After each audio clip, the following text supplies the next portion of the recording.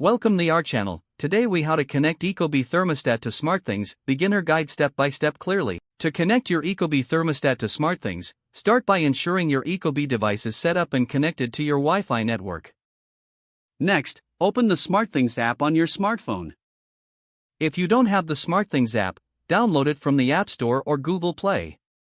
Once you open the app, sign in to your Samsung account. If you don't have a Samsung account, you will need to create one.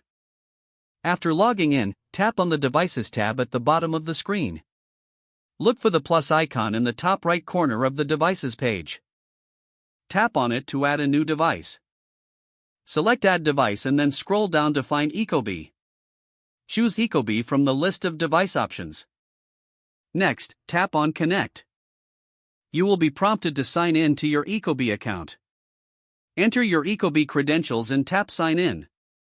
Grant SmartThings the necessary permissions to access your Ecobee data.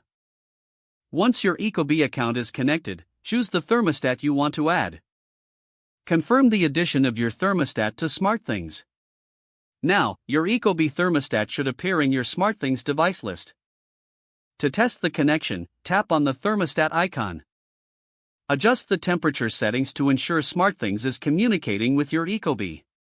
You can now control your Ecobee thermostat through the SmartThings app. Congratulations, you've successfully connected your Ecobee thermostat to SmartThings.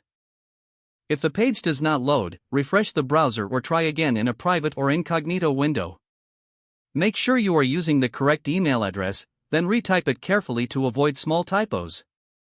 If your password is not accepted, use the reset option and create a new strong password you can remember.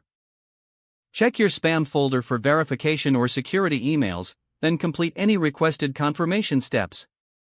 Enable two-factor authentication if available to improve account security and reduce unauthorized access risk. After signing in, review your profile details so your contact information and settings are accurate and current. If you see an error message, note it down and try again after restarting your device and internet connection. Don't forget to like this video and subscribe to our channel for more step-by-step tech guides.